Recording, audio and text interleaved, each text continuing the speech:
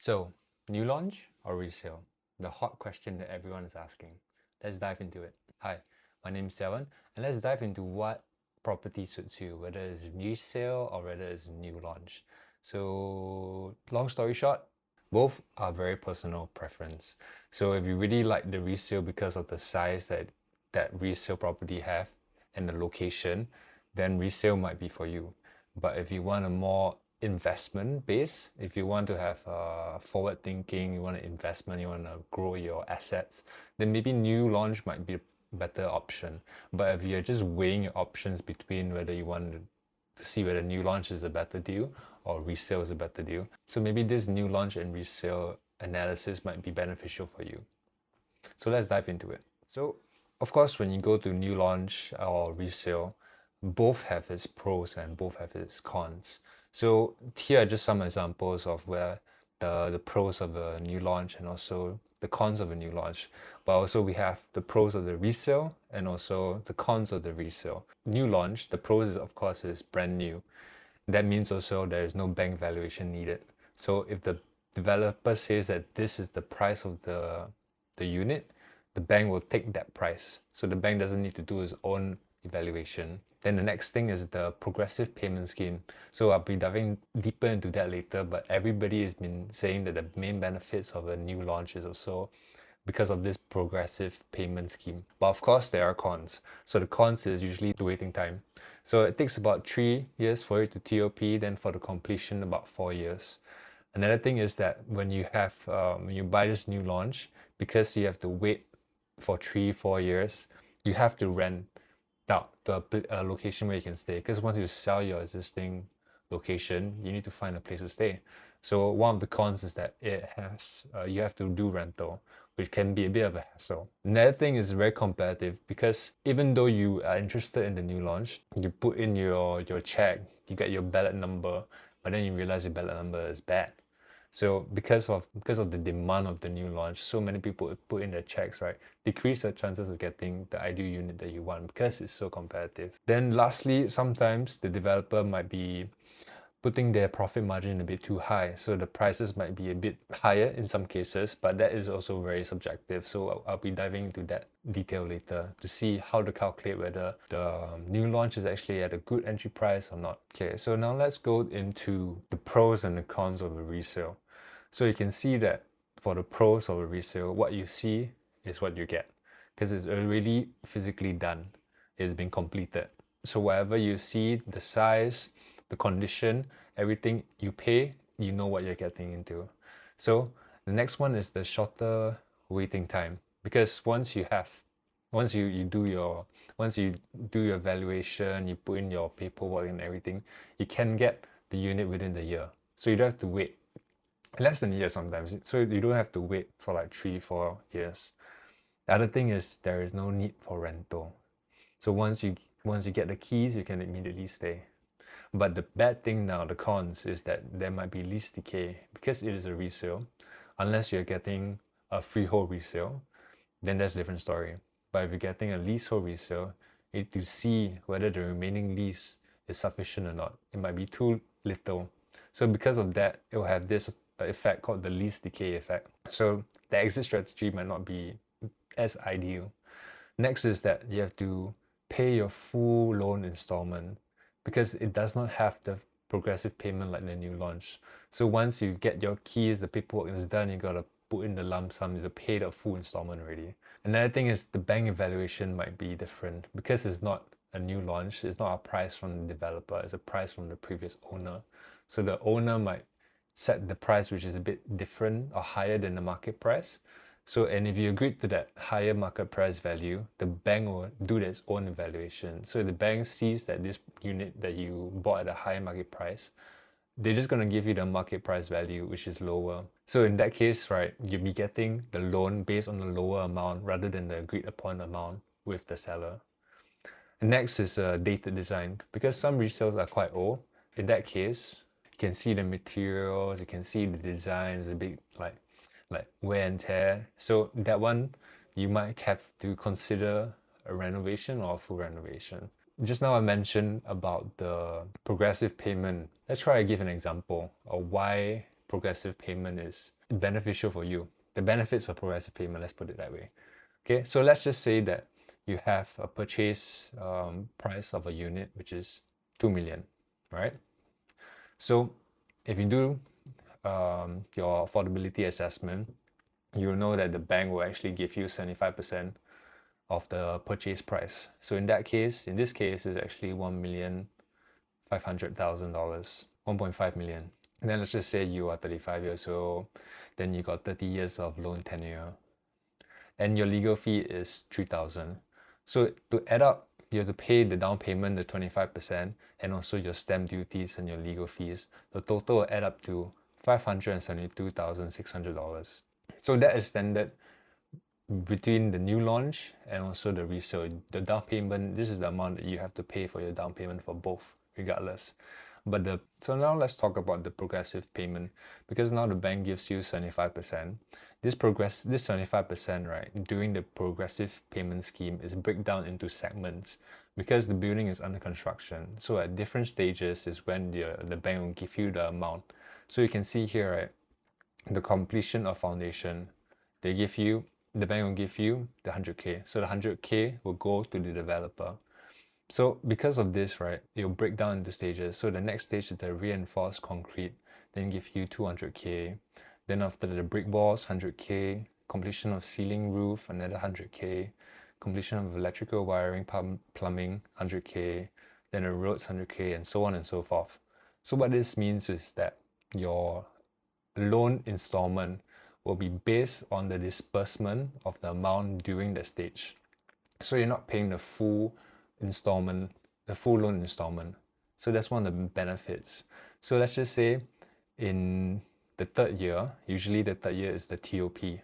So you get your keys already. So that's when you come in, you can move in and start your minor renovation, your moving in of furniture, touching up the walls, the lightings and whatnot.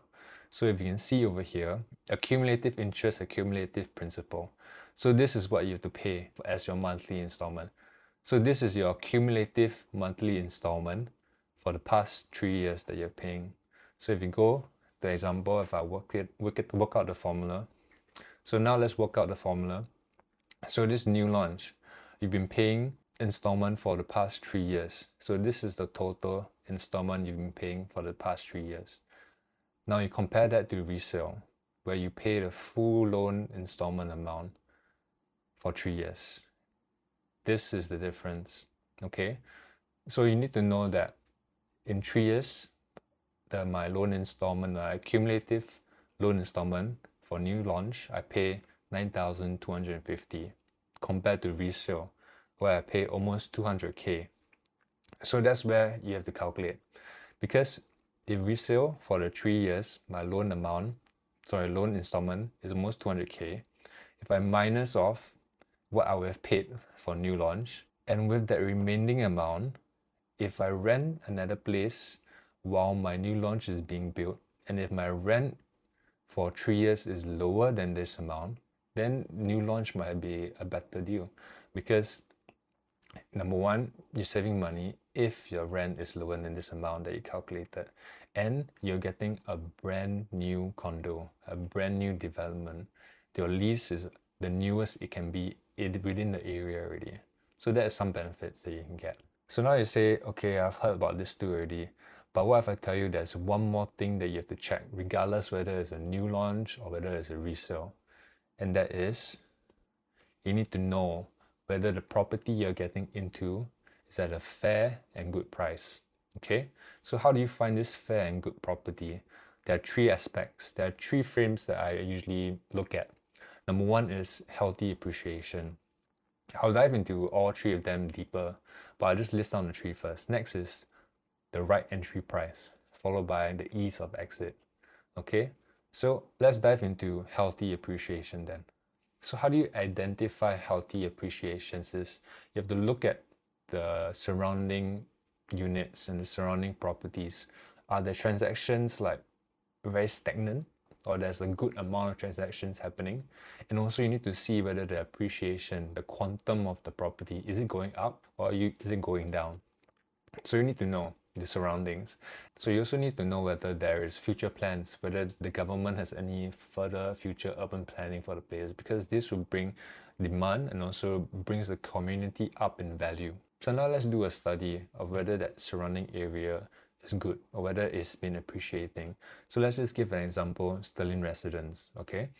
So the first thing I like to see is the remaining lease. So because if it's a leasehold, I'll always like to see the remaining lease. If it's a freehold, then okay, that doesn't really matter that much. But I would like to see, because if the lease becomes too low, usually around the 70-60 mark, that's when you start to see demand for this property is dropping because the lease decay is there. So the next thing I like to see, right, is the individual units, and you see whether the appreciation of the transacted price has increased. So if you can see for Sterling residence, right, in Sterling residence, there is a 1-bedroom, there's a 2-bedroom unit, it's a 3-bedroom unit, 4-bedroom unit, and also a penthouse. So you can see that there is a common trend where appreciation happens throughout the years. So that's a good thing. But you can also see which are the ones that appreciate the most and which are the ones that appreciate the least. So I would say here it's quite obvious that a 1-bedroom doesn't appreciate as much as compared to the 2-bedroom, the 3-bedroom, and the 4-bedroom. But you can see the interesting part is that the 4-bedroom is the one that really appreciates in price, and the 3-bedroom compared to the 1 and 2.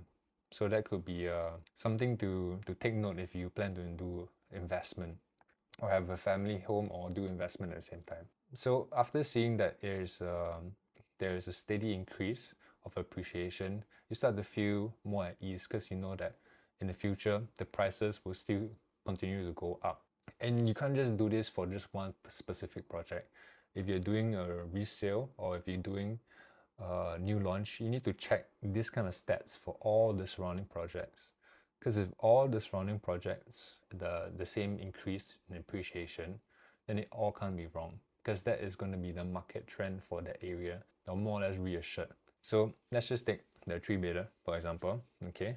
So you can see 3-bedder 2008 all the way to now 2005, it has appreciated quite a bit. So I like to see, to dive straight into the units that I actually want to get. So for example, if I want to buy a 3-bedroom, I'll specifically go see into detail how the 3-bedroom is doing. So you can see it is increasing in appreciation. Then I like to see the latest transaction.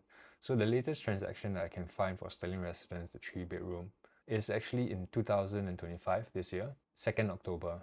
So let's see how it's done so far. So you can see, right, it actually did quite well. So it was bought in 2018 at a 1.7 million, around there, 1.7 million price, and it was sold in October 2025 at a $2.56 million. So that's a total gain of about 900k. So annual gain per year, that's about 7.4%. So whenever you have annualized gains which is above like 4%, I would say that's above average really, because the range for new launch, the annual gain for new launch is about 3 to 5%. So if you're above the 4-5% mark, I would say that you have actually appreciated above average. So I would say that's a good sign to see. And you see that if you compare this to every other unit, and you do this analysis to every other property in the surrounding area, and they all show you annualized gains of above 5%, above 4%, maybe about around 7% there, then I think it is a very enticing location to invest in. Okay, so now let's go back into what urban planning and future planning, what that means. So you need to see that, is there any future land plot that the government plans to sell or like plans to develop? So if you can see in the URA space map here, you can see that actually there are GLS areas here. So for example, this one is Penrith, but back then, if I was in buying Sterling's at 2018, sorry, I'll be over here. And you can see these are all the government land sales. So you can see in the future, you know that there will be future developments there. You know that there will be demand. So this is a good sign to stick out on. And next is to look at all this, just government measures. So as long as government has future planning measures for that area, it's more or less trying to increase the demand for the area. So you can see that all these future government planning, all those urban plannings, right, are actually some of the signs you can see whether it will appreciate or not. So now is about the second factor, which is the right entry price. So how do I find a right entry price? You need to know what the developer paid for the land.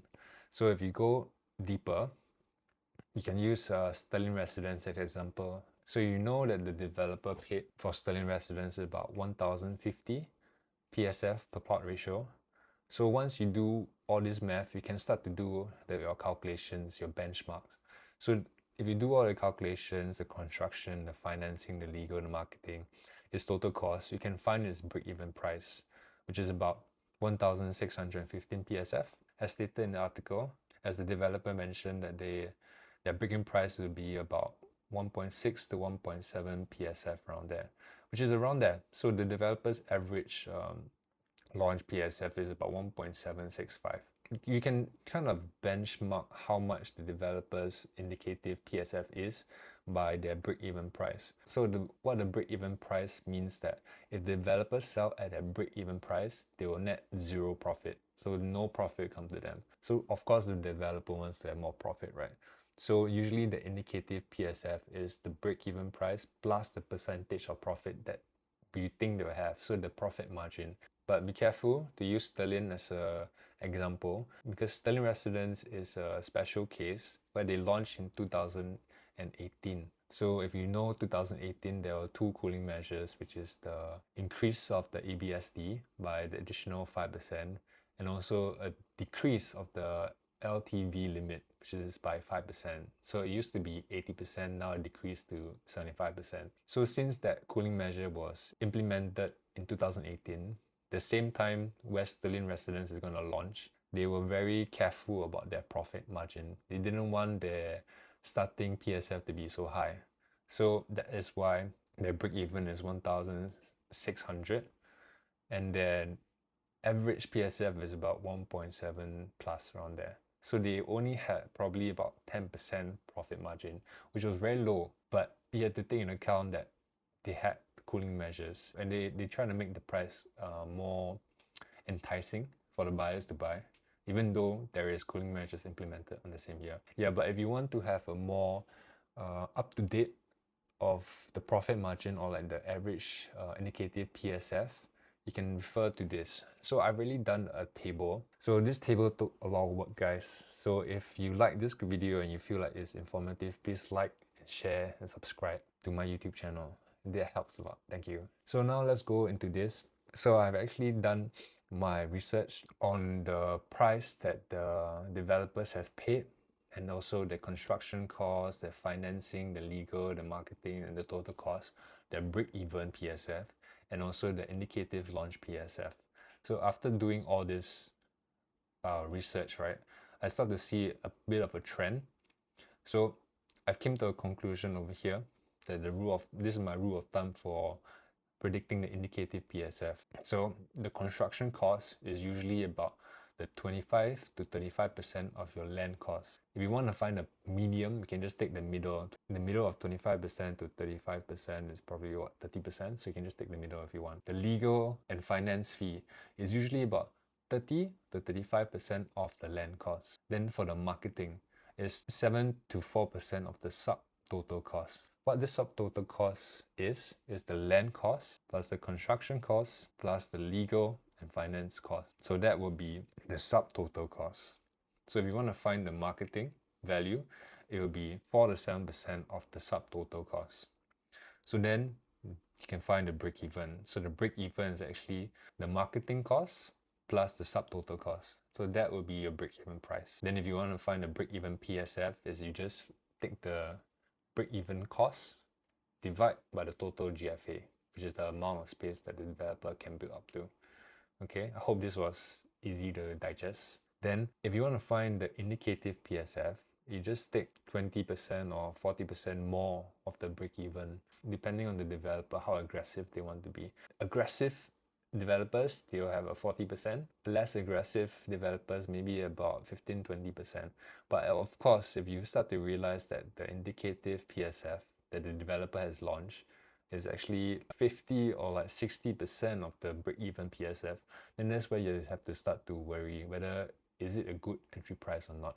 Because if developers price it too high, you might have a tougher time exiting in the future. So another thing that I like to see whether you're paying for a good entry price is to do a lease reset of all the developments, all the surrounding developments. So let's just say there is Penrith this year, and then you want to see whether Penrith is a good entry price or not. So what I'll usually do, take all the surrounding developments and you do a lease reset price, whether this new launch is launching at a good price. So let's just take Penrith for example, because Penrith launched this year. I want to see whether the indicative or like the release PSF is acceptable or not. So what I'll do for my previous clients is that I'll consolidate all of the surrounding developments. So you have Queen's Peak, Alexis, Stirling Residence, Margaret Vale, so all of the surrounding developments within the Penrith area, you check on the current quantum. So once I can check the current quantum, let's just take Queen's Peak for example, okay? They had remaining lease, 89 years. Then the current quantum, 1.4 around there. Then let's just say the asking PSF. So now we know that the asking PSF is 2292 and you know that their remaining lease is 98. So once you reset, the full 99-year lease PSF is actually 2549. So you can see over here. But if I do the same thing for Penrith, which is almost brand new, the Penrith is actually 2462. So that's a smaller PSF than Queen's Peak. These are things that I like to catch because if it's below an older development, then it's kind of a no-brainer, or like it's kind of a safe entry price to enter into a brand new development. If all the other neighboring developments and you see that Penrith is about the same PSF, the same quantum, or maybe slightly lower, then you know that it is a good entry price. So that's one thing you can check whether you're entering at a good price or not. Okay, and lastly, you have to know your exit strategy. So the ease of exit. So what this means is that how easy is it for you to sell off the property when you want to sell off? Because for example, if you buy for a new launch, when you get your TOP, you want to see whether you can sell it off. If you have the chance to sell it off, you want to see whether the market is good to sell it off. Or if you want to stay for another 3-4 years, if I want to sell during that 3-4 years, is the market still good enough to sell? Will there be demand? So what I like to see is actually the mass appeal, especially if you're near MRT. That's a very good mass appeal. Everybody wants to be near convenience. Being near to the MRT is definitely a bonus. Then you need to see whether there's good schools, because this will affect families. So young families, they like to see whether there's primary schools nearby so they can put their kids into that primary school. The demand for your condo or for your development, right, tends to be a lot higher. And then you need to know the community. How is the community there? Is it something that you enjoy? Is it something people sought after? Is it a very close-knit community? Then you need to know whether there's any nearby upgrader pool. Is there any good appreciation of the HDB around the area? Because if the HDB appreciation price also goes up, that means the seller of the HDB will have more capital to invest in the next investment. So invest in maybe a condo, which could be yours because it's nearby and they want to upgrade. So you need to know. Then you need to see how is your supply. If your supply is limited there, maybe increase the demand because it is scarce resource. So once you put your unit up for sale, people want to go and buy. Then next is the future GLS support. So what that means is that whether it could be BTOs or whether it could be new upcoming condos. So usually these are catalysts that drive the appreciation up, because when there is a GLS for sale, the developer will bid for the land. The trend now is that the developers will bid higher because the appreciation of the land increases. So what this means is that your appreciation of land will increase also. So that means your unit will increase in price. Next is also the number of transactions around the area. So if there's a good number of transactions around the area, it tends to be a bit of an easier strategy to exit. So then you can say, hey, but you're kind of contradicting yourself. I said just now limited supply, but then you say the number of transactions in the surrounding, if it's higher, that means it's better. But then if you limited supply, it's also better for you. So what does that mean? So what this means is that limited supply of the development that you can go into. But if the number of transactions within the development is good, that tends to be an easier exit strategy because you know that there are a lot of transactions happening within my development all the time. So this tends to be an easier exit strategy. Okay, so I'm pretty sure you guys are sick of me talking too much already. So this is just some of the analysis that you have to go through, or I like to bring my clients to go through, whether they want to decide for a new launch or a resale. But in the end of the day, regardless of whether you choose the new launch or resale, you need to know whether it's a good and fair property price, whether you're entering at a good price, and whether you have a safe exit strategy. Okay, that'll be all. Thank you guys for watching. If this was helpful, please like and subscribe, or maybe share this to whoever you think will benefit from this. Thank you.